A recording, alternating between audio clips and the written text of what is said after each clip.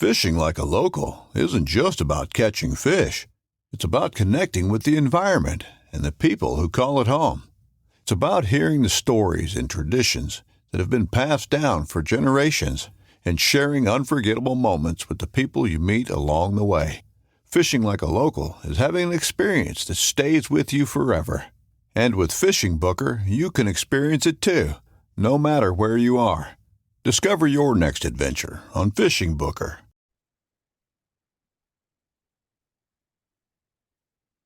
Everyone, thanks for listening to the Western Hunting Hub podcast. I have a little extra enthusiasm in my voice right now because I found someone to help. I found my podcast producer. So we're going to welcome Mark in another episode here because this is a little preliminary on that. But we've known each other. He's a longtime podcast listener, hunted together, and he's a perfect fit. So excited to bring him on, and he is already hitting the ground running with it. So he has made some great contacts with some great podcast hosts. So this is a little bit of advertisement for what's to come. There's some great episodes that someone's going to hold me to the fire on and keep this podcast going. And that's what I needed. Needed someone to throw some wood on the fire and keep it going. And it's hard thing to do on your own when no one's holding you accountable. So not that I don't enjoy doing it, it's just another thing, and it's difficult to keep up with. So I'm very appreciative of Mark. We'll get him on and do an introduction here in the next couple episodes. I already had these recorded, and this is just a re-recording of my intro so that I can it can make sense. I don't want to advertise for a position that I don't need filled. So we'll continue on with this episode, and we'll welcome Mark another day.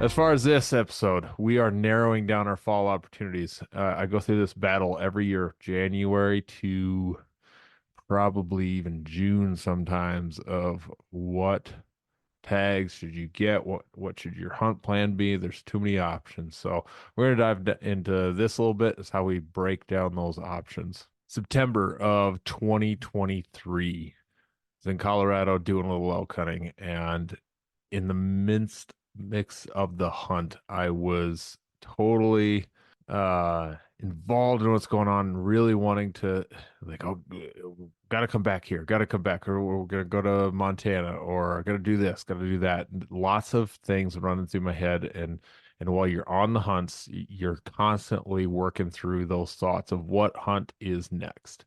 And some of them are not possible because they take points. Others are easy to draw and they end up being kind of a cool hunt, but maybe not what you wanted, or you've got some you got a bow to pick with that hunt. You want to get back at it and try it again. So this is a constant battle. Over the last few years, I've been really bad at nailing down that plan during the hunting season, and that was always my thought process. I'd nail that down September through November, really, for the following year. And that just that hasn't been a thing in the last couple. It's just been tough to do with raising kids. And as many of you know, that can be very tricky, and you don't know what you're going to be able to do. Been a lot of changes in people's lives as well. So that makes that very difficult. So there's just a lot of options and too many seasons with not enough time. Unless you just can go hunt all the time, but that's not me nor most of you. So the goals for this season and things that I've been trying to work on is to how do we narrow down what the fall looks like is one, and I'm kind of using my goal, my direction as kind of the direction of this podcast, but I want to hunt my state well. I think there's a lot of opportunity to spend some time in each individual state. If you're from South Dakota, if you're from Wyoming, if you're from Nevada, I feel maybe not Nevada, but South Dakota and Wyoming, there has been a lot of recent and specific things to focus on residents. Nevada is just a very resident friendly state. And all other states are very oh, geez, Colorado. I can't leave Colorado out because that's a giant thing that just happened in Colorado with their allocation of tags. You guys now have more options as residents. So maybe this is a time that you hunt your state well, unless you're from the east and you don't have elk. But like our state, we don't have elk that we can regularly go hunt. So I need to be looking elsewhere if I want to hunt elk. But for the other seasons, antelope and whitetail or mule deer, I want to hunt my state well, and it's on the list there. So that is a pretty good goal. And then the other goal is just one other state for this year. I feel like there's a lot of opportunity in the future, and just allow some of those preference points to grow and make those opportunities in many other states uh, grow into some really good tag opportunities for not a huge cost. The next thing that really kind of drives this whole discussion is what do you have time for? Many of you have kids, and kids are signing up for baseball, and you got, if you get into middle school, high school, you got their football seasons and basketball seasons and wrestling seasons that are all during that time. Your volleyball as well. Those things take up quite a bit of time, and you're traveling to various area towns, watching your kid. That makes it, and you don't want to miss that. I don't want to miss that at all. Kids' baseball schedules just came out for the summer, and it's like, oh my gosh, it's the same night. I had like two other things that I have going on, but I'm gonna figure that out and make sure I get to as many baseball games as possible because that's way more important. So, what do you have time for? Make it realistic as far as your time away from work, an appropriate amount of time away from family, unless your family goes with you. That's a difficult thing to balance, but trying to write that schedule out. Again, my wife and I have these conversations early on. I may have had it way too early this year because I told her I'm just gonna do this hunt, this hunt, this hunt, and so forth.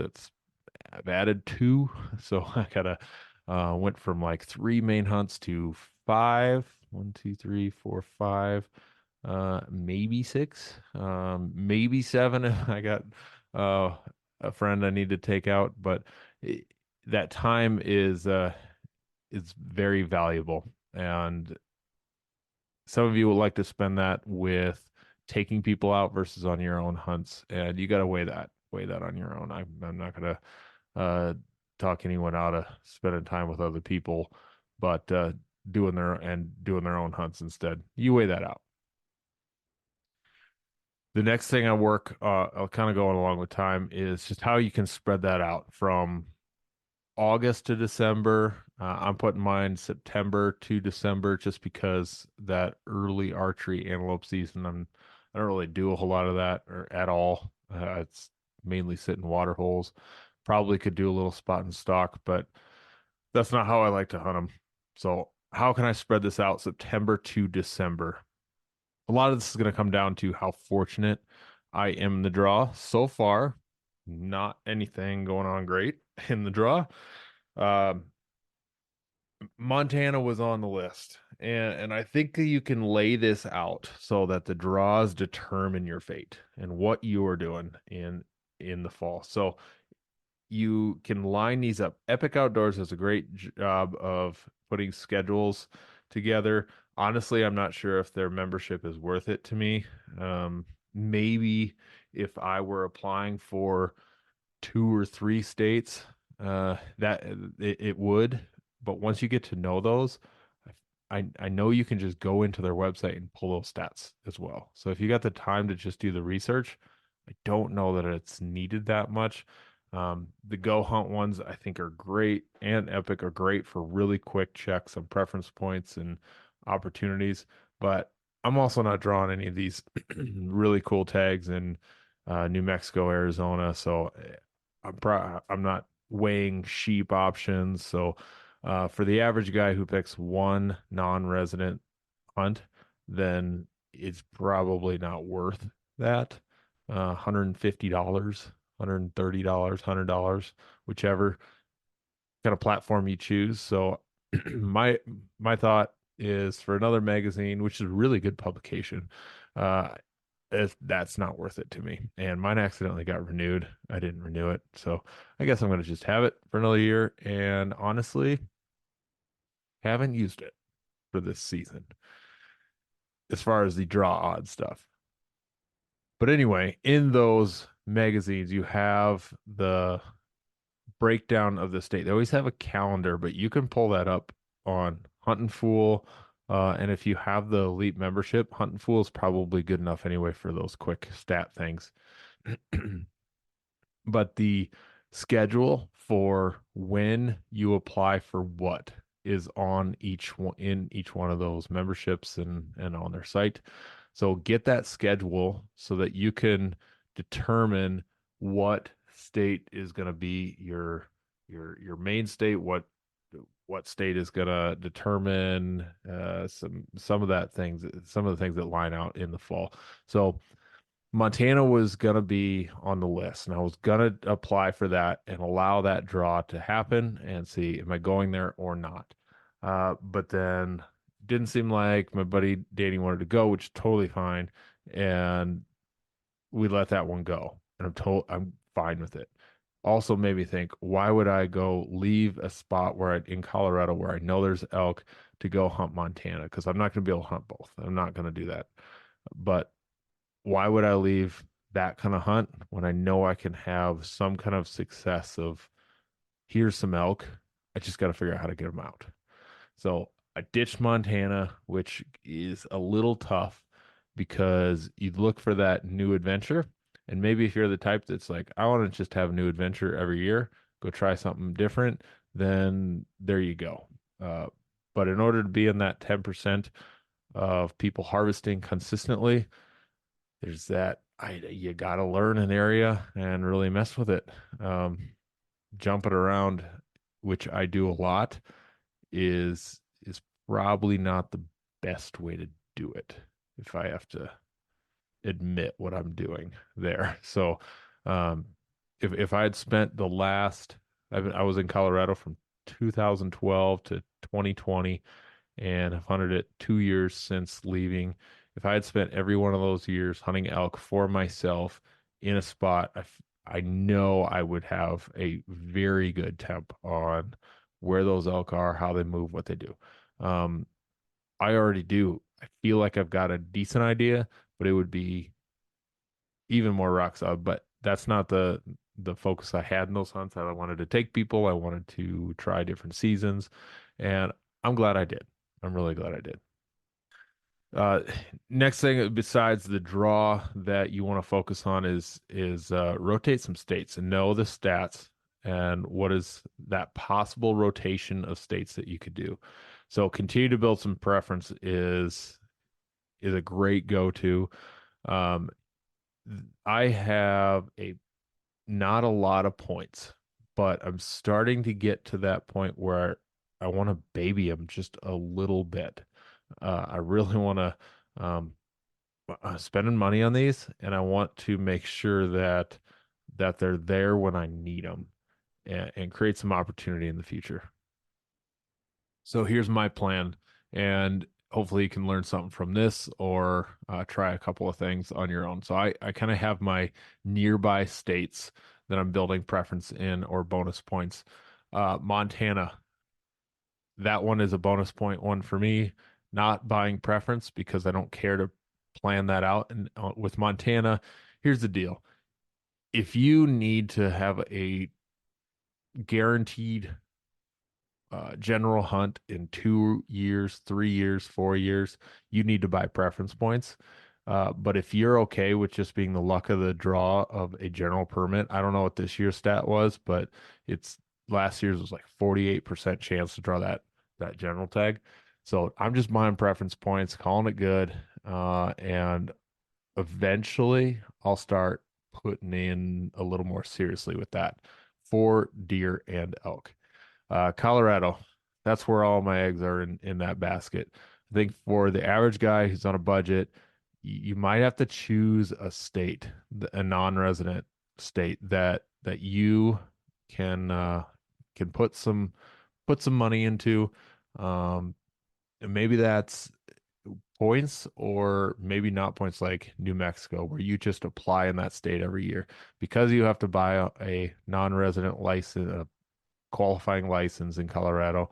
The it adds up, costs you $100 already, roughly, plus or minus $20.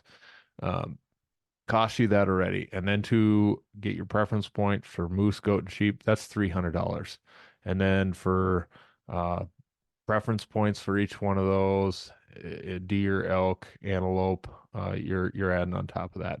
Again, go back and listen to my youth episode. If you got kids, there, I don't want to dive into the youth friendly piece of this again, but it's there, and you're going to find some really, really good preference points options for your youngsters. And then my dad and I are applying for a unit for deer there. That's going to be an option to rotate through eventually. So far, Montana, I'm not sure what it's going to be, but it might be in every, oh, it hasn't happened yet. So, I'm looking in for the next 3 years to head there and start applying more seriously with some bonus points so I could get the general tag and then maybe get something that is another unit on top of that that might be just a little bit better. So that's kind of, I'm going to let the luck of the draw play out there. Colorado, just hoping, and that's my only way to draw a sheep, goat, or moose, even though the sheep there's like 300 some tags and there's thousands of people applying. The odds are horrible, but you got to put in.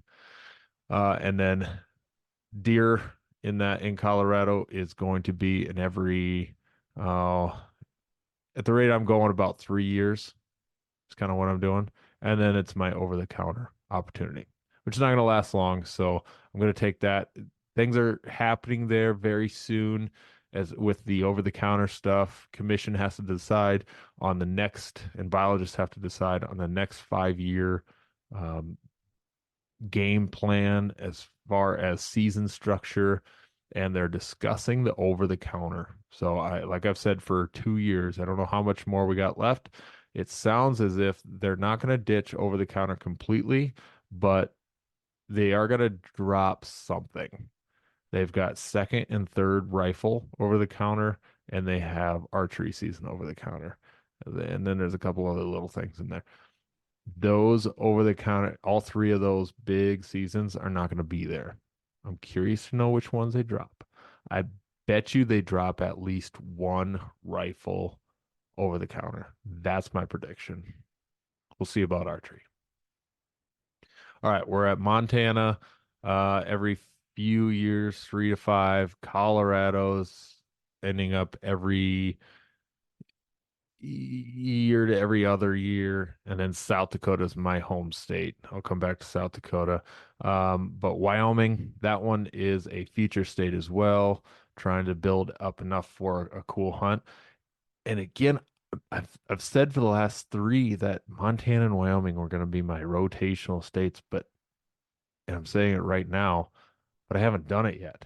Just buying points and almost kind of nervous to go do those hunts just because you're using points and you're wanting to have a great opportunity when you know what other opportunities are there. But if I just keep building points, that opportunity is going to get better and better and better. I think Montana right now is a little bit better than Wyoming for me because I have 3 points in Wyoming. I'll have 4, and that's just enough to get your kind of the general tag in Wyoming. Not anything, the same thing a resident can get every single year. So Wyoming might be my 7-ish points and unit or state. We'll go from there. And then I got my weird ones that I'm just applying for: Pennsylvania, elk; Vermont, moose; Maine, moose. And then a couple others that I'd like to do in the near future: Kansas, and then Nebraska, just buying some points there. I think it would be very doable to to draw some of those in just a short amount of time. I've got a goal there of shooting a good whitetail, and whatever your goal is, let that kind of develop now. I've got a buddy that I really wish he had a couple of points. It would be an awesome opportunity this year to shoot an antelope in South Dakota, but I don't. He doesn't have the points for the public land stuff, and I have zero private land to get him on anything. But uh, the public land, yeah, it would have been a really good opportunity had he built that up 2 or 3 or 4 points. We could have gone on an antelope hunt this year, and it would have been a amazing thing. So we'll see what we decide to do because we're going to need to get him in the field. Just struggling with a lot of things between. I'm leaving it alone. He's struggling with some stuff, and him and his daughter need a hunt in the fall. All right, so with these rotations you're doing with these states, you should baby these. You have basically one shot at some of these. Poor John Stallone, I feel bad for him. He's been applying for Vermont Moose, and he forgot to buy a point last year. He lost like 14, 15 points, something like that, and put him out of the running because he won't ever have enough time left to do that. So he's out of luck. With that, you should set annual reminders in your phone calendar of the deadlines for your applications. The deadlines are going to change. So what I would do is like a week or two before each one of those deadlines, put in apply for Wyoming, apply for Colorado, that sort of thing. But if you can rotate those species, rotate the states, however you, based on your goals. You want to hunt elk every so often, you want to hunt Wyoming every so often, you want to build points in this state, and you're going to have definitely a recipe for success. And I mean, I've barely done some of that, but this is me talking while I'm in the grind of applying. And I think in the next 3 to 5 years, if I'm still doing this podcast, you're going to be seeing me draw some cool tags and having some awesome hunts. I know that's going to happen because I'm setting it up for that. Sounds confident, but I am. I'm setting it up and I'm working that way very slowly. I only put about $1,000 into my annual applications, minus the tag, the non-resident tag, but just the applications and all the other yearly tags that I'm getting in state. I think Colorado's taking like 400 or 500, and then I added that up. That doesn't sound right now. And then all my South Dakota tags, and yeah, 1,000 seems easily obtainable. I also don't want to forget. I mean, those are the states that I'm doing, but I don't want to forget or discredit any of these other awesome states for this. I think another really, really good opportunity is to put in for New Mexico, Nevada, and Idaho, just because they're limited with no points. Shoot, Nevada's not right on that, is it? I'm drawing a blank suddenly. I can't remember. I thought that was a no preference point state, but anyway, it doesn't matter. Putting in for New Mexico for sure and Idaho, those, because there's no points, you are just in the running like everybody else. And I think you can draw some cool things. My buddy Jason again just drew a aoudad in New Mexico and it's an awesome tag. He's been drawing some really good stuff there. He does use Epic Outdoors, reads that, so he's probably finding success using that and some of his other resources. So good for him. Excited to see how that hunt goes. So as far as the timeliness of the season and what's going on, this is how I've broken down my season. September, October, November, December. So September is going to be archery elk, hopefully for about 8 days. I can't not do archery antelope again. Drea's going to come.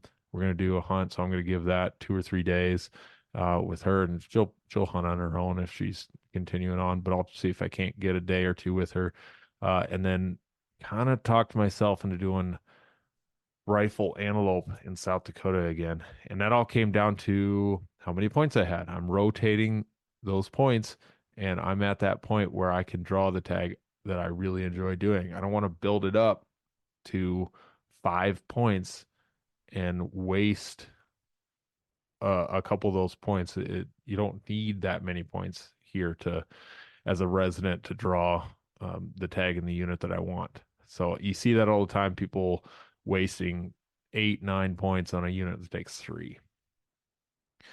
I'm also banking on drawing my Black Hills rifle deer, which is a November hunt.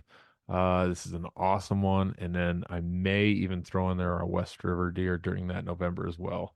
And then our archery season runs September to December. So that one is kind of in the way, even though that's one of my favorites.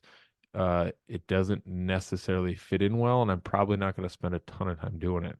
So September, archery, elk; October, antelope; November, rifle, deer. There is a solid chunk. That's not a lot of hunting, but it's enough for me to put some focus into each one. And if I can find a good animal for each one, I'm going to be stoked. It's a tall order, but I don't want to overload things. And the way that I'm going to accomplish being able to do this is I'm going to control the amount of work I do during this time. My professional work is, I hindered some of my own hunting last year because I built up too much of a work schedule. And then my business, I'm going to control how much I do with that and get up earlier, stay up later. I'm recording this podcast in the 5, 6 o'clock in the morning hour right now, just because it's been hard to get on and record. But I need to, and every time I sit down in my office, I'm doing business related things. There's always something I can do to build my business. So I'm trying to give up some of that right now and remember that hunting is more important, but the business is what funds it. So it's kind of a important thing.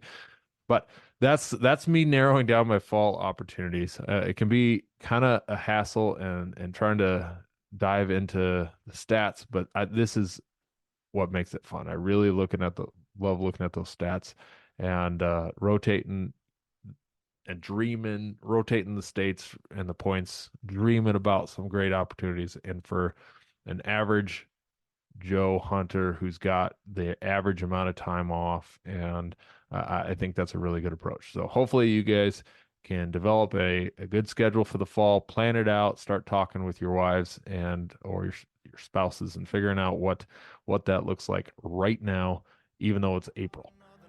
Thanks for listening. To the land, but it ain't my ground. This is God's country.